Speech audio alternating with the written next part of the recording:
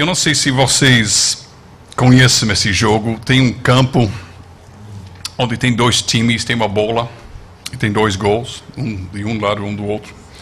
E o negócio a ideia do jogo é que você tem que colocar a bola no outro gol do outro time.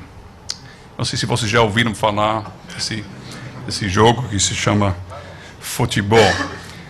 Vocês conhecem? É. Depois do desempenho da seleção brasileira na última Copa, eu pensava que eu iria ouvir uma resposta negativa, né? Agora que eu fiz inimigo de toda a plateia, vamos em frente com a palestra.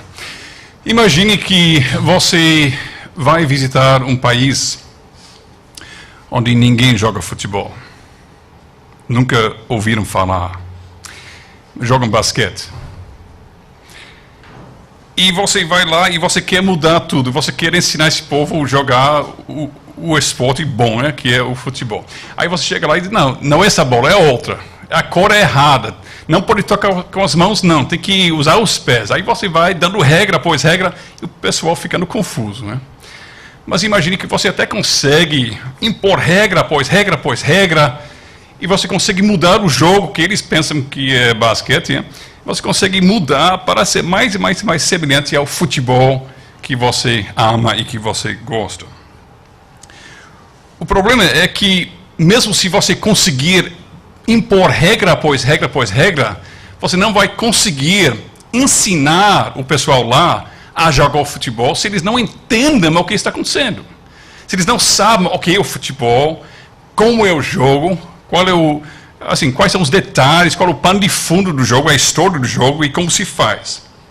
Não é somente pelas regras do jogo que você vai conseguir inculcar naquele povo um bom futebol. Bom, às vezes, no meu ver, nós estamos fazendo isto quando se trata do culto solene, a adoração da igreja, como um princípio regulador. Nós chegamos a pessoas que não têm a menor ideia de que é. E nós começamos a ensinar a eles as regras corretas, as regras boas.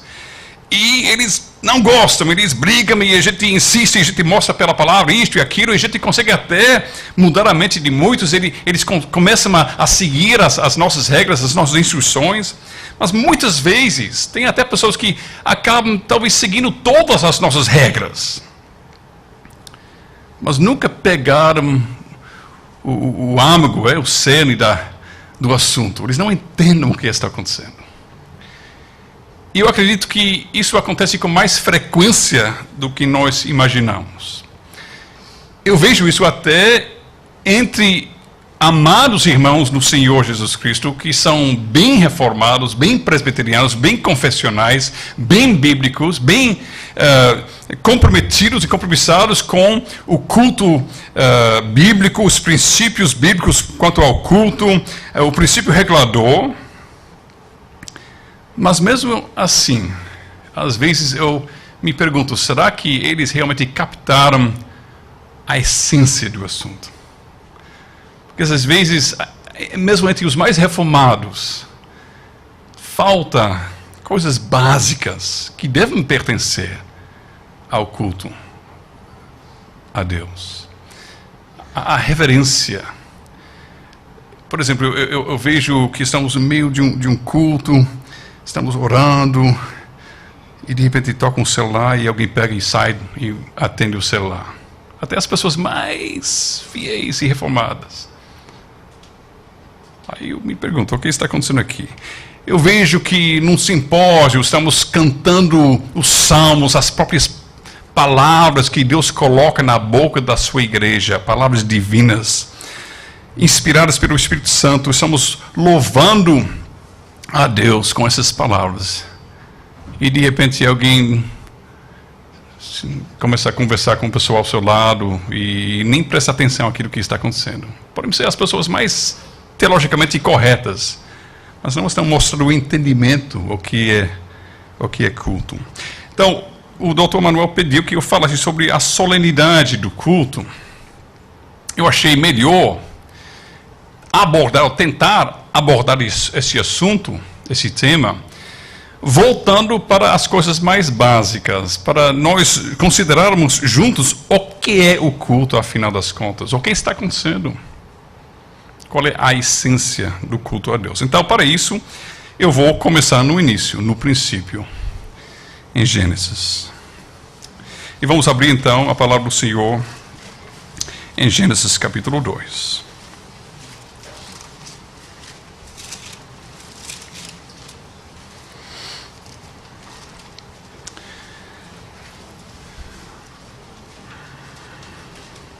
A partir do verso 7.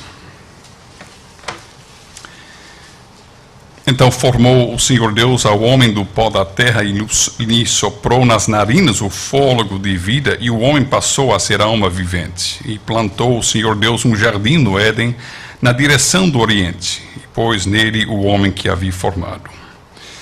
Do solo fez o Senhor Deus brotar toda sorte de árvores agradáveis à vista e boas para alimento. Também a árvore da vida no meio do jardim e a árvore do conhecimento do bem e do mal. E saía um rio do Éden para regar o jardim, e dali se dividia, repartindo-se em 4 braços. O primeiro chama-se Pison, é o que rodeia a terra de Havilá, onde há ouro. O ouro dessa terra é bom. Também se encontram lá o bedélio e a pedra de ônix. O segundo rio chama-se Guion, é o que circunda a terra de Cuxi. O nome do terceiro rio é Tigre, é o que corre pelo oriente da Assíria. E o quarto é o Eufrates. Tomou, pois, o Senhor Deus ao homem e o colocou no jardim do Éden para o cultivar e o guardar. E o Senhor Deus lhe deu esta ordem: de toda árvore do jardim comerás livremente, mas da árvore do conhecimento do bem e do mal não comerás, porque no dia em que dela comeres, certamente morrerás. Bom, tem muito que nós podemos falar sobre esse texto que nós lemos.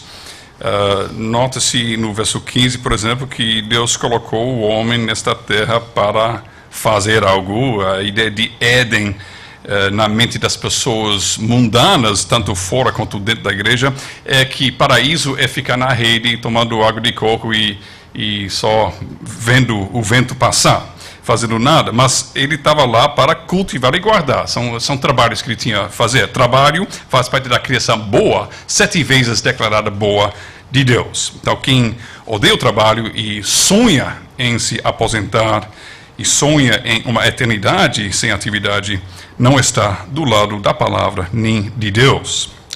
Mas esses verbos, cultivar e guardar, para vocês que gostam muito de hebraico, avad e chamar, esses verbos são verbos específicos, usados em outros lugares nas Sagradas Escrituras, para descrever a ação e o trabalho, o ofício dos sacerdotes. Adão é colocado no jardim com um ofício, não somente o ofício de rei, e para governar sobre todas as coisas criadas, como o Salmo 8 fala, não somente com o ofício de profeta para ouvir e declarar a palavra do Senhor à sua esposa, aos seus filhos no futuro, mas também com o ofício de sacerdote. Se nós abrimos a Bíblia em Números capítulo 3, então nós veremos esses mesmos verbos sendo usados para descrever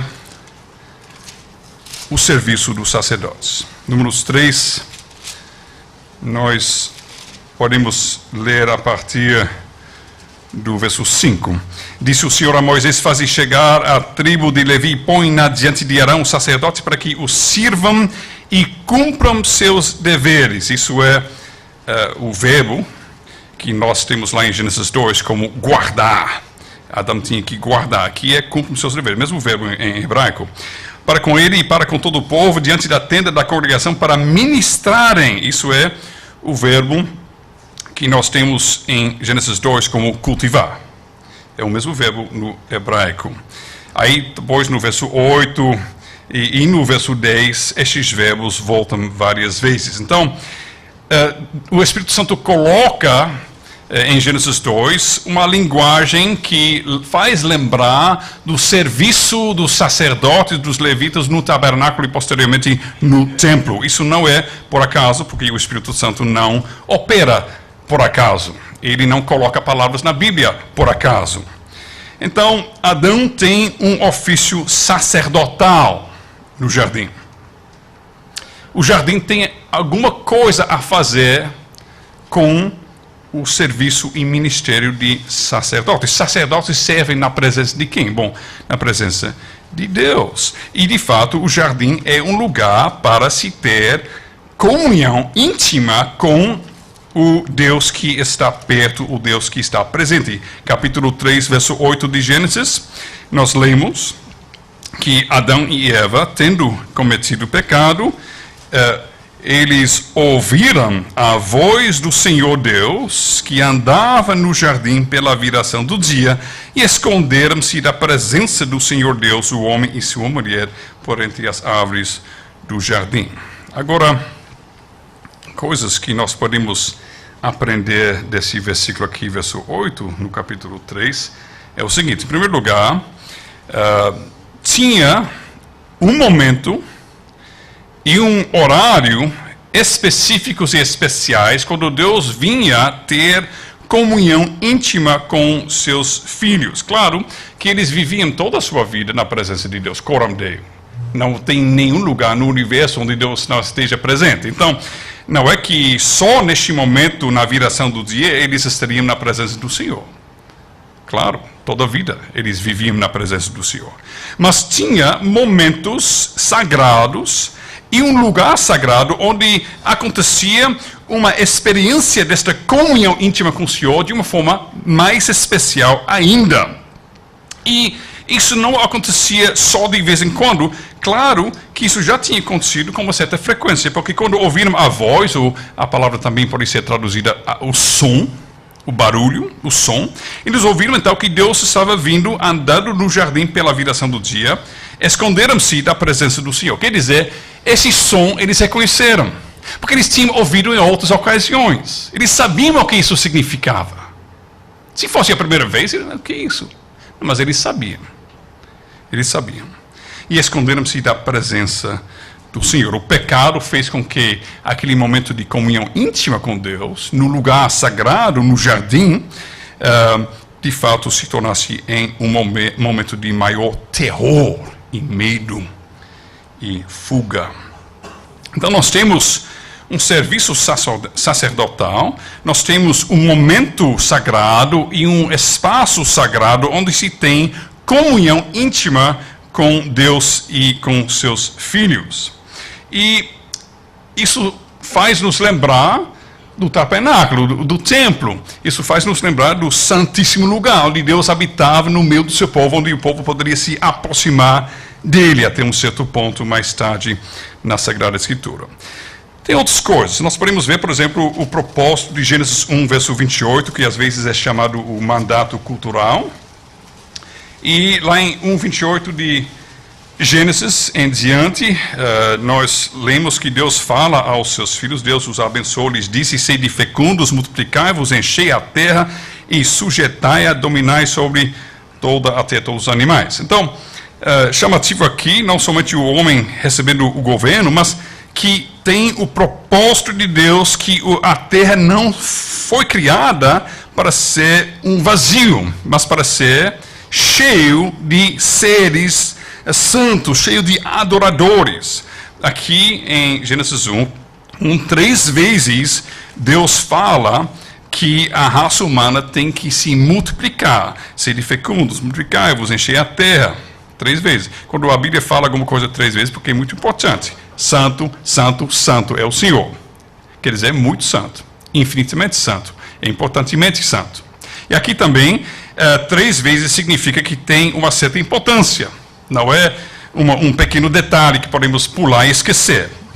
O propósito de Deus é ter multidão que ninguém enumera, de adoradores, de pessoas que vivem para um só fim, de glorificar seu santo nome em todo momento, para todo sempre. Isso é o propósito. Mas ele faz isso como? ele faz isso, ele ordena isso, criando um homem e uma mulher. Quer dizer, ele não nos tratou como os animais. Para o evolucionista, para o mundo e a igreja mundana, animal, ser humano, é uma diferença de grau, né? Mas não tem uma diferença de qualidade, de fato. Mas a Bíblia trata o ser humano como sendo em uma outra categoria totalmente dos animais. Os animais, Deus criou muitos e muitos e muitos deles. Mas o homem e a mulher criou só um casal. Por quê? Porque Deus queria que todo ser humano chegasse a existir por meio de um ato do mais íntimo e mais lindo amor. Isso foi o propósito de Deus, para encher esta terra. O mais profundo e mais lindo e mais puro amor que pode existir entre dois seres humanos debaixo da bênção do Senhor. E tem esses rios, lá no capítulo 2, os rios que saem da terra de Éden. E eu estou imaginando que eu vou terminar às 10 horas, então eu vou pular alguns textos, eu vou só mencionar. Mas lá em Ezequiel, em capítulo 28, se não me engano, o profeta falando sobre o rei, um certo rei, ele faz menção de Éden. De fato, vamos ver se nós conseguimos. Vamos lá para Ezequiel 28. Ele diz lá para o rei de Tiro, ele basicamente estava dizendo: bom, você achava que você era o cara, você era o top dali, você estava lá em cima, o homem abençoado por Deus como Adão no seu estado original, em Éden, veja verso 13 de capítulo 28, jardim de Deus, todas as pedras preciosas, sádio, topázio, diamante, ele faz uma lista de pedras preciosas, ele fala sobre eras querubim da guarda ungido, te estabeleci e permanecias no monte santo de Deus, no brilho das pedras andavas. Então aqui se fala, temos uma impressão do jardim de Éden, um lugar de ouro, de pedras preciosas, onde tem um monte, onde tem o santuário de Deus, a presença de Deus. E isso, junto com o capítulo 2 de Gênesis, nos dá uma visão do jardim que era um jardim, provavelmente com montes, porque saía um rio do jardim, que se dividia em 4 braços, e claro que um rio não vai sair de um vale. Eu não estudei geografia na faculdade, mas eu acho que, pelo menos eu sei disso, que um rio vai sair de um lugar mais alto e descer, não é? Dificilmente vai subir a montanha. Então lá tem um monte, tem um rio descendo, tem pedras preciosas, tem ouro, tem um santuário, tem um sacerdote, tem um lugar de comunhão íntima com Deus, um espaço e um templo sagrado. E tudo isso nos faz pensar de quê? Tem querubins lá em Gênesis 3 e também em Ezequiel 28. Isso nos faz pensar de um templo, não é? Um templo. Um lugar onde o homem pode se encontrar com Deus. Então, quando nós olhamos o capítulo 2, tudo isso está bem no início. O jardim é um lugar limitado, mas tem aqueles rios que levam para outros países, outras terras, onde tem coisas preciosas para serem descobertas pelo homem na medida que ele vai crescendo, enchendo a terra e desenvolvendo a terra para a glória de Deus. Então, eu vou encurtar a história um pouco, mas tem muitos estudiosos que entendem que o propósito original, então, era que Adão e seus filhos e seus descendentes ficassem trabalhando para desenvolver a terra, usando essas pedras preciosas, este ouro e tal, para cada vez o jardim crescer e ficar mais e mais amplo, até o dia quando enchia a terra e toda a terra seria o santíssimo lugar. E o que nos ajuda a entender desta forma é quando nós vamos do início da história para o fim da história, Apocalipse capítulo 21. E lá em Apocalipse 21 nós vemos Deus em Jesus Cristo, o último Adão, levando as coisas ao fim aonde ele queria levar as coisas. Nosso pecado foi uma tentativa do diabo e de nós para desviar o plano de Deus, mas mesmo assim, o plano de Deus ninguém pode desfazer, ele chega aonde ele queria chegar. Então, aonde ele chega? Ele chega no capítulo 21, a um novo céu, nova terra, cidade santa, nova Jerusalém, que desce do céu. Nós temos nesse capítulo um monte de Deus, nós temos a cidade santa, nós temos um lugar onde o homem está habitando na presença de Deus, e Deus está habitando com o povo. Nós temos esta cidade, veja no capítulo 21, verso 10, numa grande e elevada montanha.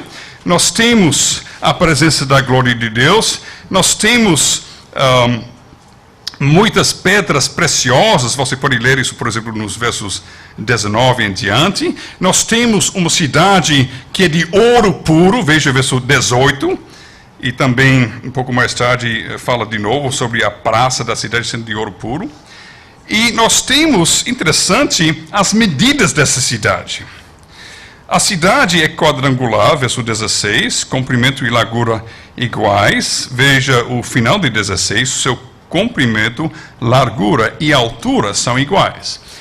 O santíssimo lugar no tabernáculo e no templo tinha estas dimensões, largura e altura e comprimento iguais, um cubo. Não é por acaso que a Nova Jerusalém é um cubo, cheio de ouro, feito de ouro, cheio de pedras preciosas. Tem um rio que sai do meio da Nova Jerusalém. E tem, como lá no primeiro jardim, tem árvores, todo tipo de árvore. A árvore também da vida, em abundância dos dois lados daquele rio. E não tem templo, porque o próprio Deus é o templo. E parece que esse santíssimo lugar, que é a Nova Jerusalém, enche toda a terra, porque fora ficam todas as pessoas que não são salvas no Senhor Jesus Cristo. Veja o verso 15 de capítulo 22.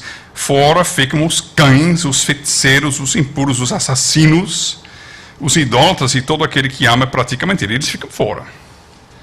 Mas dentro, veja no verso 14, bem-aventurados aqueles que lavam suas vestiduras no sangue do Cordeiro, para que lhes assista o direito à árvore da vida e entre na cidade pelas portas. Quem fica dentro são as pessoas salvas no sangue de Cristo. Quem fica fora são as pessoas que são os inimigos de Cristo, que rejeitam Cristo. Quer dizer, todos que estão nos novos céus e na nova terra estão dentro da Nova Jerusalém. Quer dizer, este santíssimo lugar, esse santo dos santos, enche toda a terra. Então nós temos de Gênesis um pequeno jardim, e tudo preparado para desenvolver isso, para encher a terra e ter mais e mais pessoas. E o homem não faz nada disso. Logo na primeira geração ele joga tudo isso por água abaixo. Mas o segundo Adão vem e ele prepara as coisas. E finalmente lá em Apocalipse 21, 22 nós temos o plano de Deus realizado. Toda a terra é agora o santíssimo lugar. E onde, lá em Gênesis, o homem foi expulso na consumação de todas as coisas. O homem está vivendo na mais íntima comunhão com Deus, em todo momento, para toda a eternidade. Bom, então, nós podemos ler a Bíblia pegando esse fio, tratando do santuário de Deus, do tabernáculo de Deus, dos espaços santo e sagrado onde Deus se encontra e tem comunhão com o seu povo, traçando este fio de Gênesis até Apocalipse. Se nós passamos de Gênesis 1 e Gênesis 2 e entramos no Gênesis 3, nós vemos que o pecado faz com que o homem não é mais digno ou capaz de ficar na presença de um Deus santo. Claro que o pecado, como o pastor Paulo já nos explicou muito bem na última palestra, faz com que o ser humano seja expulso e até fulminado na presença de um Deus santíssimo. Por isso, o homem é expulso, sendo pecador, e os querubins, guardiões da santidade de Deus, são colocados lá para impedir que eles voltam. Não por causa de algum perigo para a santidade de Deus, mas por causa do perigo da vida de Adão e Eva, se eles voltassem para eles serem como Nadab e Abiú. Né? Então é um ato gracioso e evangélico que Deus coloca. O evangelho é boas novas, que Deus coloca esta espada e esses querubins para proteger esses pecadores, para futuramente eles serem restaurados. Então, quando Caim ele faz essas coisas que ele faz, ele é punido por Deus, ele vai para onde? Bom, veja verso 16 de capítulo 4, Caim retirou-se da presença do Senhor e habitou na terra de norte ao oriente do Éden. Isso é importante, ao oriente, porque o tabernáculo, o templo, eles eram orientados para o oriente. Quer dizer que você se aproximando do Santíssimo Lugar, você vinha na direção do oeste. Mas se afastando do Santíssimo Lugar, você ia na direção do oriente. Quer dizer, indo para o leste, você vira as costas a Deus. Indo para o oeste, você está chegando mais e mais perto de Deus. Caim não é por acaso que retirou-se da presença do Senhor, virou as costas a Éden, onde talvez Adão e Eva ficavam bem perto de onde eles poderiam antes entrar, e Caim, eu não preciso disso não, eu vou embora. Eu vou virar as costas e vou para o oriente. Templo, tabernáculo, mesma coisa, que tinha esta mesma orientação.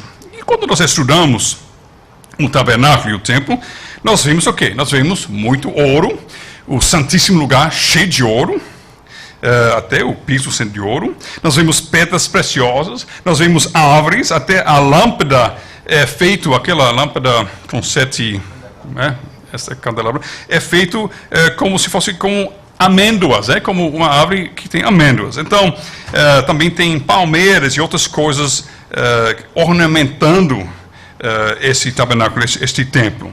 Tem os querubins. Não somente os querubins dentro do Santíssimo Lugar, mas também querubins tecidos, colocados no véu, e também ornamentando vários lugares nas paredes e nos móveis do templo do tabernáculo. Tem frutas esculpidas, tem árvores, tem palmeiras. E então, tudo isso traz à memória, traz à memória o paraíso, o Éden, o primeiro santuário, o primeiro lugar que era o Santíssimo Lugar, onde antes da queda, o homem tinha direito de estar dentro e tinha direito a servir a Deus e andar em íntima comunhão com Ele. Então, nós vemos então o tabernáculo e o templo no Antigo Testamento como a misericórdia de Deus em providenciar para o pecador, que merece só o inferno eternamente, providenciar uma forma de ele, pelo menos um pouquinho, achar o caminho de volta ao Pai. Mas é um caminho cheio de não podes. Porque aquele que não faz parte do povo de Deus só pode chegar até aqui. As mulheres só até aqui. Os homens só até aqui. Quem não é sacerdote só até aqui. Depois só os sacerdotes. Depois só alguns no santo lugar. E depois, uma vez por ano, com muito sangue, um homem entra na presença de Deus propriamente dito, onde ele habitava, ele estava entronizado em cima dos querubins, joga sangue e vai correndo. Vai correndo. Ele se prepara do jeito mais cuidadoso, tem que colocar o óleo especial, tem que colocar as roupas corretas, tem que fazer todas as abluções, tem que fazer todos os sacrifícios. Vai lá, joga sangue, cai fora logo, e depois tem que fazer mais um sacrifício pelos seus próprios pecados. Então, isso é só uma faísca daquilo que nós deveríamos ter se nós não tivéssemos caído. Aquilo que Adão e Eva tinham todo dia, o povo de Israel só tinha uma pequena faísca de luz em meio da escuridão. Mas, tudo isso falava da época quando Deus iria mandar aquele sacrifício que faria alguma coisa, que não seria necessário repetir amanhã e amanhã e amanhã de novo, porque seria feito e oferecido uma vez por todos. Por isso, João, no primeiro capítulo dele, diz que o Verbo se fez carne e tabernaculou conosco, entre nós. O Verbo é isso. Ele colocou sua tenda, o tabernáculo. Ele veio habitar em nosso meio. E Cristo fala de uma forma mais clara mais tarde no seu ministério: eu sou o templo. Para destruir este templo, eu vou construir em 3 dias. Estava falando sobre o quê? Sobre o templo do seu corpo. Que ele é o lugar onde, ele é o meio onde o pecador, por meio do qual o pecador indigno pode se encontrar com um Deus santo. E o Espírito Santo explica isso claramente com uma visão clara, uma ilustração tangível. Quando Jesus morrendo, o véu é partido de cima para baixo. Quer dizer que é um ato divino. E agora tem livre entrada no Santíssimo Lugar. Só que nós não compramos uma passagem toda semana para irmos para Jerusalém, para entrarmos no Santo dos Santos lá, que o véu está partido para agora nos dar acesso. Nós nem pensamos nisso, pelo menos as pessoas que têm um bom entendimento da palavra de Deus não pensam nisso. Por que não? Bom, o livro que o apóstolo escreveu aos Hebreus explica isso. Hebreus capítulo 8, porque de fato, no momento que Jesus morreu na cruz, este templo perdeu todo o seu sentido e necessidade. Por quê? Bom, o apóstolo explica no capítulo 8, e talvez de fato nesse livro inteiro, aos Hebreus. Então, 8 verso 5 de Hebreus, falando sobre os sacerdotes no Antigo Testamento, segundo a lei, os quais ministram em figura e sombra das coisas celestes. E veja o que foi falado a Moisés divinamente instruído: vê que faças todas as coisas de acordo com o modelo que te foi mostrado no monte. Então fala aqui de figura, de sombra, de modelo de realidades. Onde está a sombra? Aqui na terra, o templo. Onde está a realidade? Está lá no céu. O capítulo 9, verso 11 de Hebreus. 9, 11. Quando, porém, veio Cristo como sumo sacerdote dos bens já realizados mediante o maior, mais perfeito tabernáculo, não feito por mãos, quer dizer, não desta criação, não por meio de sangue de bode de bezerros, mas pelo seu próprio sangue entrou no Santo dos Santos, uma vez por todas. Ele não entrou no Santo dos Santos aqui na terra, aquele templo lá em Jerusalém, entrou no verdadeiro Santo dos Santos, onde Deus está entronizado em cima dos querubins lá no céu. Ele chegou lá para oferecer as consequências, para mostrar as consequências do seu sacrifício. Veja verso 23 e veja verso 24 deste capítulo. Era necessário, portanto, que as figuras das coisas que se acham no céu se purificassem com tais sacrifícios, mas as próprias coisas celestiais com sacrifícios a eles superiores, porque Cristo não entrou em santuário feito por mãos, figura do verdadeiro, porém no mesmo céu, para comparecer agora por nós diante de Deus. E verso 1 de capítulo 10 fala a mesma coisa. Ora, visto que a lei tem sombra dos bens vindouros, não a imagem real das coisas, nunca, jamais pode tornar perfeitos os ofertantes. Então, esse tabernáculo, esse templo só servia como quando você vai construir um grande shopping de milhões e milhões de dólares e você manda fazer um pequeno modelo primeiro para ver como será. E quando o shopping ainda não foi construído, você vai olhar muito esse pequeno modelo, como é uma palavra específica, maquete, pronto. Só que quando o shopping já foi erguido, só alguém que tem problemas mentais que vai continuar a olhar esse maquete, não é? Ele nem quer ver, porque ele vai para a realidade agora, porque ele vai abrir a loja, ele vai olhar a realidade. Né? Então, assim, basicamente está dizendo o apóstolo na carta aos Hebreus, que você tem que ter problemas mentais mesmo para voltar para as sombras do Antigo Testamento, para abraçar este movimento tão estúpido de introduzir nos cultos as coisas judaicas, o shofar e outras coisas assim, para pensar que isso vai fazer você estar mais perto de Deus. Que coisa mais contrassenso. Contra todo o bom senso, contra a palavra de Deus mesmo. Tem um livro inteiro aqui, Hebreus, que fala que olhar uma maquete depois que o shopping foi erguido é um problema muito profundo, não somente da inteligência, mas também do coração. Então, aqueles que buscam isso estão realmente doentes espiritualmente também.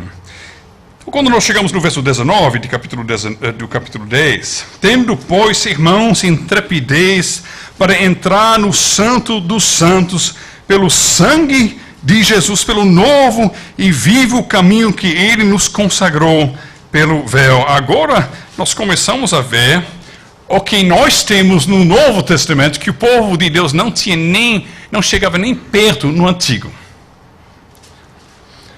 Porque em nosso culto, nós estamos entrando no céu, em Cristo Jesus. Nós, veja verso 19, temos intrepidez para entrar onde? No Santo dos Santos. Não está falando sobre o Santo dos Santos lá em Jerusalém, que nem existe mais. Está falando sobre o Santo dos Santos. Não a cópia, não o modelo, mas a realidade. Como? Pelo sangue de Jesus. Não foi falado isso na palestra anterior? Pelo sangue de Jesus. O novo e vivo caminho que Ele nos consagrou pelo véu. Nós podemos nos aproximar com sincero coração, em plena certeza de fé, tendo o coração purificado de má consciência, lavado o corpo com água pura. Jesus desfez a queda. Jesus desfez o nosso pecado. Ele acabou com o nosso pecado. Ele apagou o nosso pecado. Aquela coisa que fez Adão e Eva correr longe, fugir e tentar se cobrir com folhas.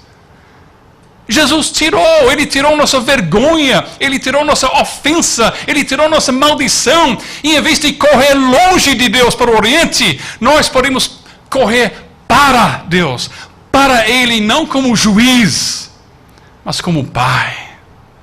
Como o pastor Paulo falou de forma tão linda alguns momentos atrás. Isso Jesus fez possível. Isso acontece no culto do Novo Testamento. No culto da igreja, que é templo do Espírito Santo, onde o Espírito Santo pairava no Antigo Testamento. No santíssimo lugar, a glória de Deus caía sobre o templo e Ele habitava. Ele estava entronizado em cima dos querubins entre o seu povo, mas ninguém tinha acesso, ninguém poderia entrar. Mas agora, vós sois templo do Espírito Santo. Pedras que vivem. Um templo erguido sobre o fundamento, a pedra angular que é Cristo. Quem habita em meio da igreja é o Espírito. A presença gloriosa de Deus que habitava no meio do seu povo, por trás de tantos cerimônios e tantas espadas de sacerdotes que matariam qualquer pessoa que chegaria perto demais. E nós temos livre acesso em Cristo. Quando a igreja está reunida, no tempo sagrado, no dia sagrado por Deus, consagrado por Deus. O espaço sagrado não é o ambiente, como dizem muito bem os padrões de Westminster, não é o lugar que é santo. Mas o espaço sagrado é aquele templo feito por pedras que vivem. Quando a igreja do Senhor Jesus Cristo está reunida com a palavra de Deus, o ministério da palavra e os sacramentos, ali Deus está se reunindo com o seu povo. Não apenas descendo até eles, mas os levando até as realidades celestiais. Nós entramos diante do trono real em nosso culto solene. E por isso que Paulo diz, por causa dos anjos.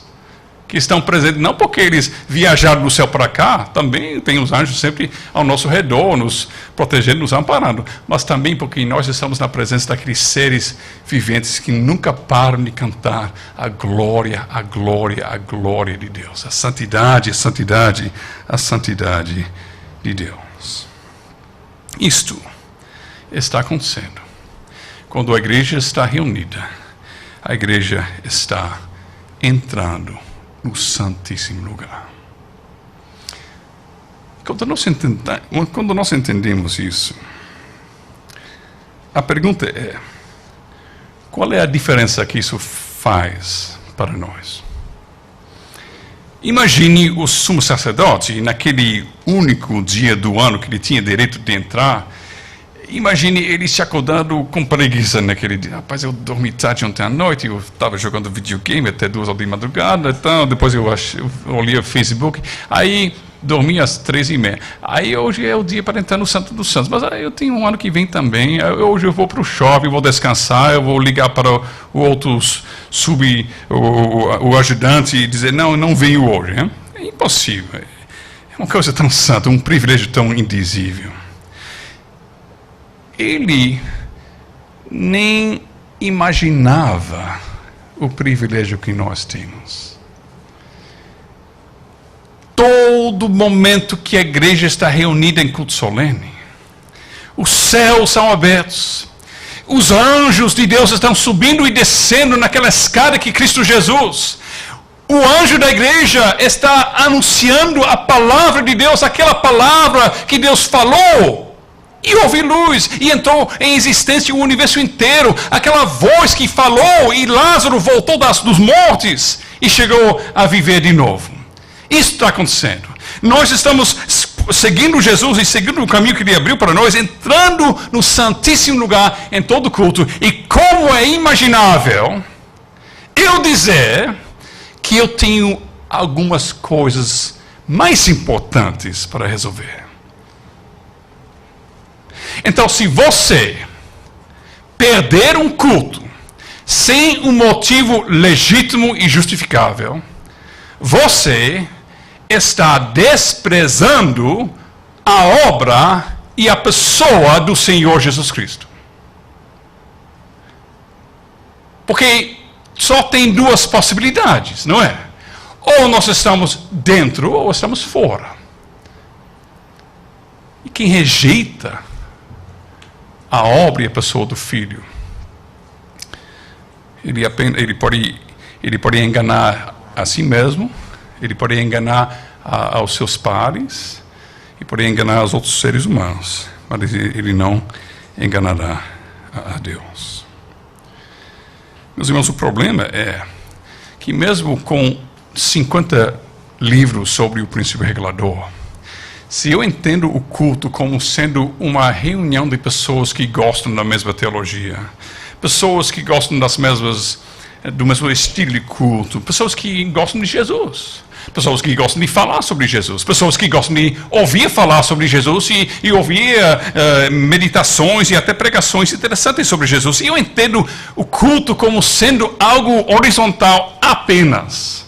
Se não entendo que o culto é o momento mais precioso até do que Adão e Eva tinham. Quando eles andavam com Deus pela viração do dia, até mais precioso do que este momento de comunhão íntima nós temos em todo culto solene, porque em Cristo Jesus nós temos uma ligação ainda mais profunda e linda com Deus, o Pai. E se nós não entendemos isso, e se nós tratamos o culto como algo facultativo, nós nem chegamos a começar a entender o que é o Evangelho, e o que é o culto, e o que é a adoração. Por mais que nós tenhamos memorizados todas as regras do princípio regulador, e por mais que nós insistamos que essas regras sejam seguidas à risca. O apóstolo chama a nossa atenção a isso no capítulo 12 de Hebreus, que o pastor Paulo já se referiu, nos chamou a nossa atenção a este capítulo, mas eu queria começar a ler um pouco antes dos versículos que ele leu.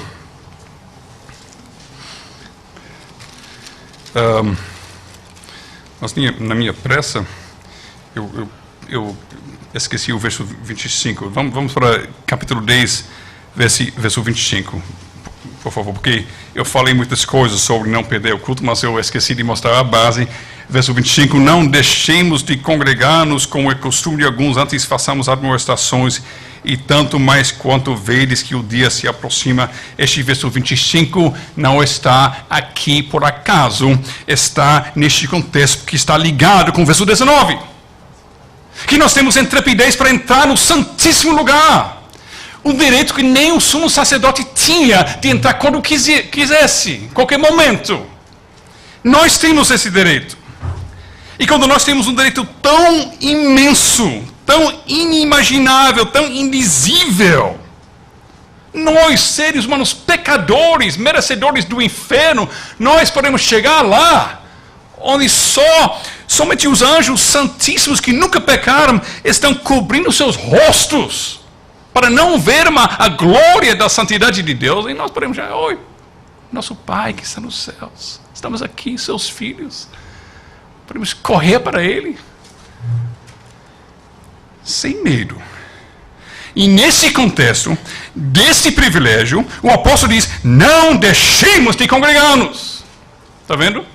Não é apenas uma regra. Quando tem culto, tem que ir para o culto, sabe? Porque é mais uma regra da vida cristã. Não. Porque é um desprezo. É um ódio pela palavra de Cristo, pela obra de Cristo, pela pessoa de Cristo, pelo caminho de Cristo, pelos privilégios e benefícios que nós temos em Cristo. E quem deixar de congregar, quem desprezar o culto solene, quem não quer entrar no Santíssimo Lugar, sabe de que lado é? Veja o verso 26. Porque se vivermos, está vendo a ligação aí? Está ligado com o verso 25. Quem nem se preocupa com o culto. Mais uma coisa. Bom, veja o verso 26. Por quê? Quer dizer, porque não é para deixar de congregar? Eu vou dizer, porque se vivemos deliberadamente em pecado, depois de termos recebido o pleno conhecimento da verdade, já não resta sacrifício pelos pecados. Pelo contrário, certa expectação horrível de juízo e fogo vingador, prestes a consumir os adversários. Ser membro do povo de Deus no Novo Testamento é perigoso, muito mais perigoso do que ser membro de Deus no Antigo Testamento, membro do povo de Deus no Antigo Testamento.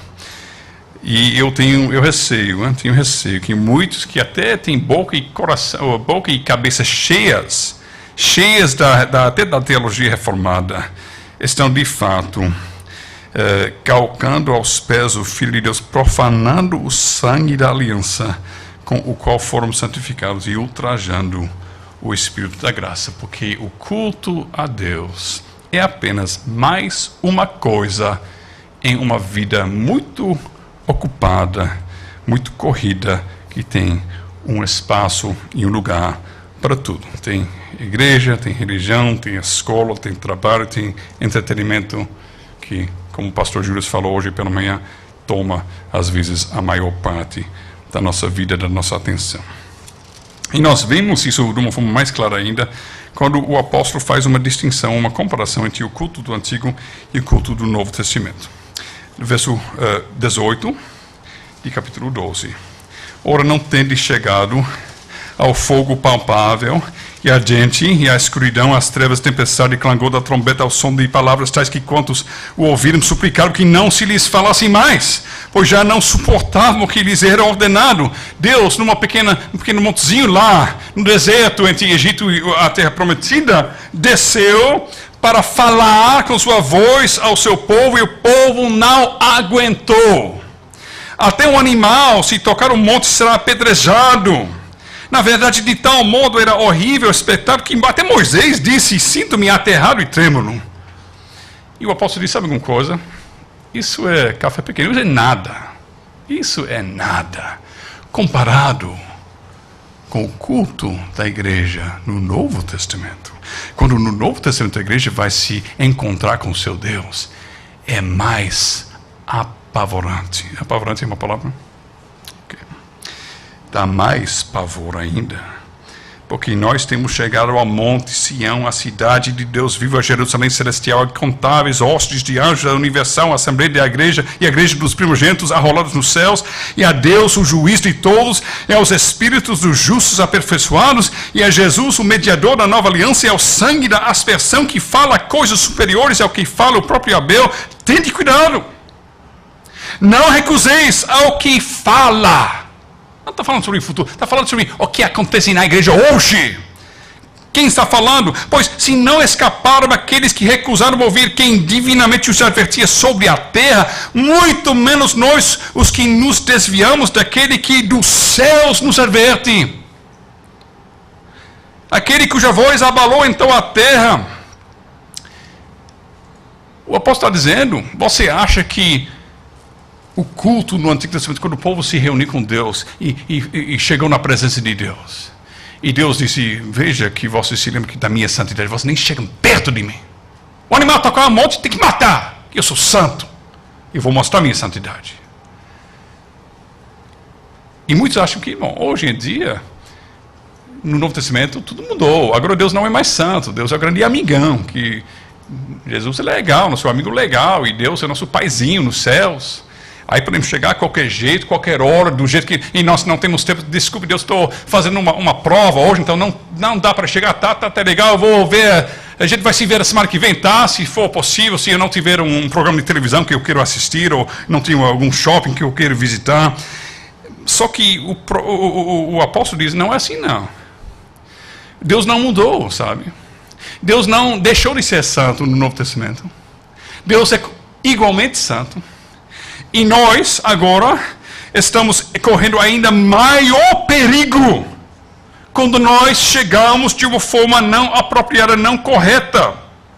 E ele continua dizendo que Deus fez tremer a terra, mas isso é nada comparado com aquilo que ele vai fazer. Ele vai fazer tremer o universo inteiro, ele vai pegar este universo, a criação, ele vai sacudir. E vai cair fora tudo que não esteja unido com Cristo. Tudo que não esteja realmente enraizado e unido com o Senhor Jesus Cristo vai cair fora. Então, um culto que é só horizontal, um culto que é só conforme o pensamento humano, o culto que é conforme a imaginação dos homens, essas coisas vão cair fora também. Que não tem ligação com Cristo. Não está conforme ordenou o Senhor. O apóstolo diz, veja bem, se era para lá no Antigo Testamento eles tomaram muito cuidado para servir a Deus corretamente, quanto mais agora. O pastor Paulo nos ensinou claramente por quê. Que nós então devemos servir a Deus de modo agradável, com reverência e santo temor, porque o nosso Deus é fogo consumidor. Quando nós entendemos o que está acontecendo no culto solene, o privilégio indizível que nós temos, que nós estamos aqui nesta terra, experimentando algo que o mais perto que um ser humano pode chegar à glória eterna antes do dia final. Estamos já provando como se fossem as primícias da glória do culto de adoração que nunca vai acabar. E quando nós entendemos como isso é um grande privilégio, chegar na própria presença de Deus e em Cristo Jesus entrar no Santíssimo Lugar, então é impossível nós querermos fazer isso de qualquer forma, ou de uma forma terrestre, de uma forma humana. Jesus não falou àquela mulher lá em João 4, está chegando o dia quando nem aqui em Jerusalém, nem o vosso montanha aí, mas em espírito e em verdade, eles vão adorar a Deus. Porque, de fato, quando nós introduzimos no culto coisas e práticas e ritos e coisas que vêm da imaginação do homem para facilitar e para ajudar, nós estamos correndo de volta para aquele maquete. Nós estamos correndo de volta àquelas sombras. E nós estamos rejeitando nosso privilégio de conhecer a realidade. Deus é um fogo consumidor. No Antigo Testamento e no Novo. Fale com Ananias e Safira e você vai saber. Fale com o pessoal lá em Corinto, que eles estavam celebrando a Santa Ceia de uma forma errada e pecaminosa, e sem o devido cuidado, e muitos ficaram doentes e alguns morreram. No Novo Testamento. Leia o Catecismo de Heidelberg, quando fala sobre a necessidade da igreja manter e zelar pela santidade da mesa do Senhor, para que nenhum hipócrita ou pessoa impenitente, pecador impenitente, esteja comungando na mesa. Por quê? Porque se a igreja permitir que pecador impenitente esteja comungando na mesa, a ira e juízo de Deus vai cair sobre toda a congregação. Nosso Deus é um Deus que é um fogo consumidor. E quando nós entendemos, pela sua graça, o que está acontecendo no culto, nós vamos parar, eu acho, a inventar aquelas desculpas, como vocês dizem em português, farrapadas, né? Esfarrapadas. Eu estou tentando aprender essas palavras. Não? Nós vamos jogar fora aquelas desculpas fracas que nós inventamos para evitar nossa fidelidade nos cultos. E nós vamos esquecer e jogar fora e repudiar e odiar e aborrecer e abominar qualquer coisa que vem da mente humana, da imaginação humana. Nós não queremos. Nós não queremos essas coisitas. Por quê? Porque nós temos a realidade. E nós conhecemos a coisa real. E não tem coisa melhor do que sentar na mesa com Jesus, onde Ele coloca em nossa boca o pão e o vinho. Ele nos alimenta e sacia as nossas almas famintas para a vida eterna. Não tem coisa melhor do que a noiva se encontrar com seu noivo e renovar semana após semana a sua aliança, como no Antigo Testamento tinha na arca, as duas tábuas, os 10 mandamentos, o pacto, a aliança de Deus. Assim, na liturgia da igreja verdadeiramente católica, a leitura dos 10 mandamentos normalmente tem feito parte nos últimos 2000 anos da liturgia dominical. Porque todo domingo o noivo vem ter com sua noiva. Falar palavras de graça, de amor, mais íntimos com ela. Encorajá-la, instruí-la, edificá-la e fazer ela crescer no conhecimento e no amor dele. Quando nós entendemos o que está acontecendo, nós não vamos querer perder de jeito nenhum. Também nós não vamos querer de jeito nenhum que nossos filhos fiquem fora. Imagine a estupidez medonha de jogar fora nossos filhos do culto solene. Imagine o ódio que isso é contra os nossos filhos. É como Noé dizer, meus filhinhos, fique aqui fora da arca com esta arquinha pequena para brincar na água quando você está morrendo afogado. Mas eu estou na arca real.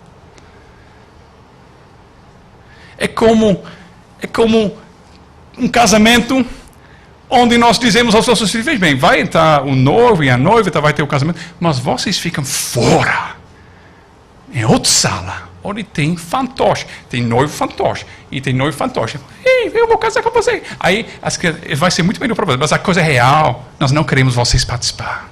Alguém já fez? Já conhece alguém que fez isso?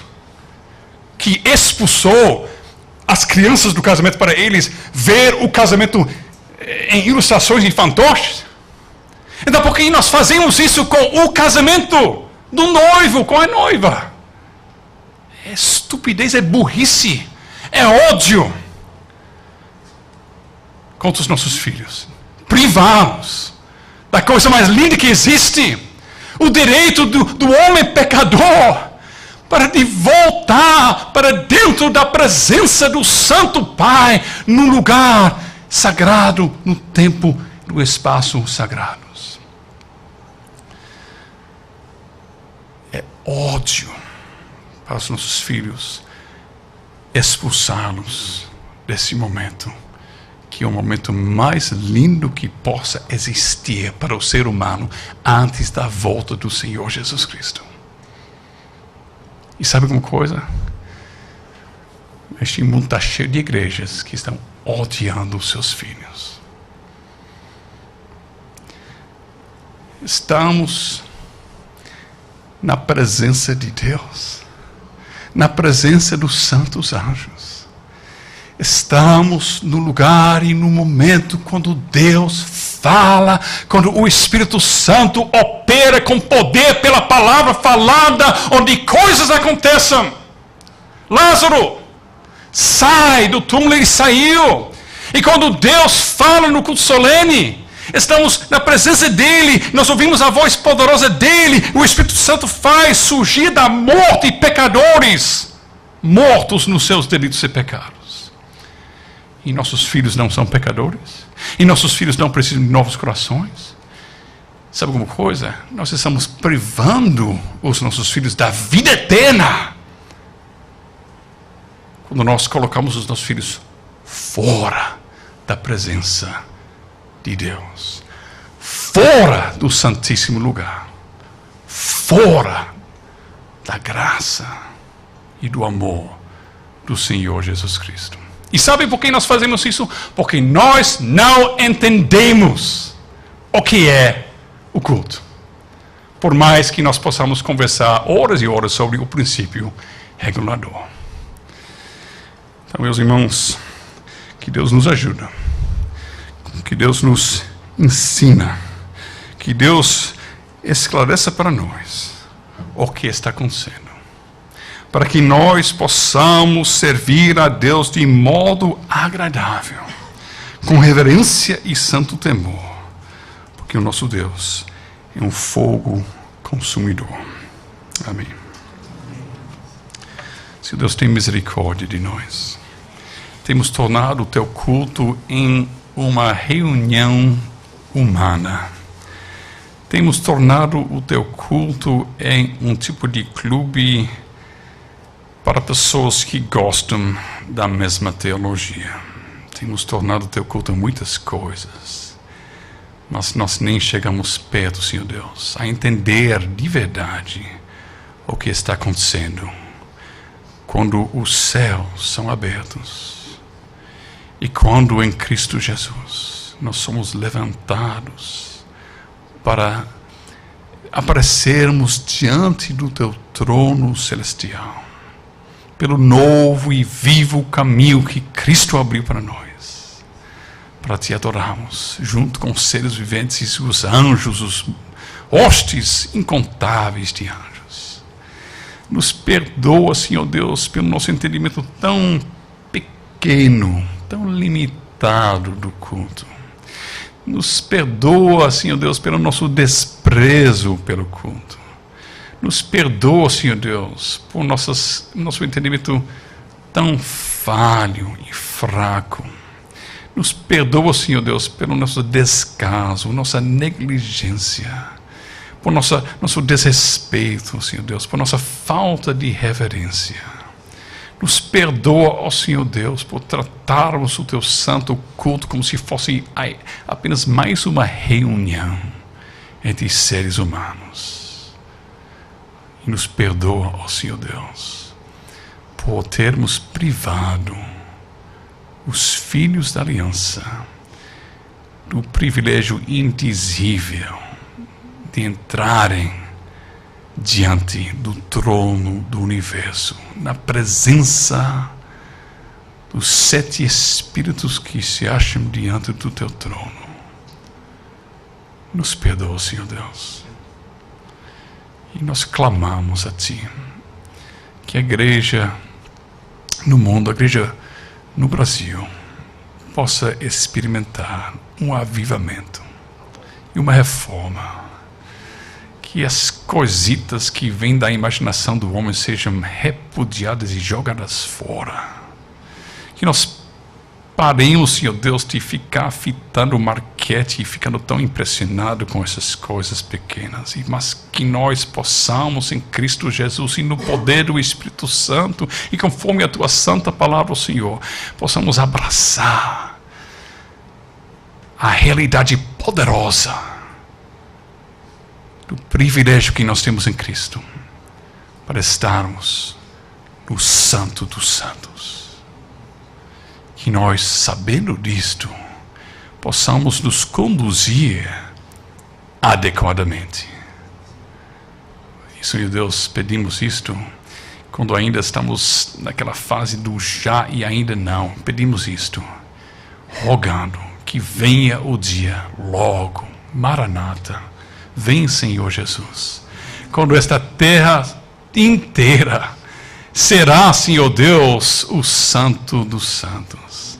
E quando nós moraremos e habitaremos para sempre dentro da Tua bendita presença, na mais íntima comunhão, para todo sempre. Ó Senhor Deus, nós Te louvamos em nome de Jesus. Amém. Amém.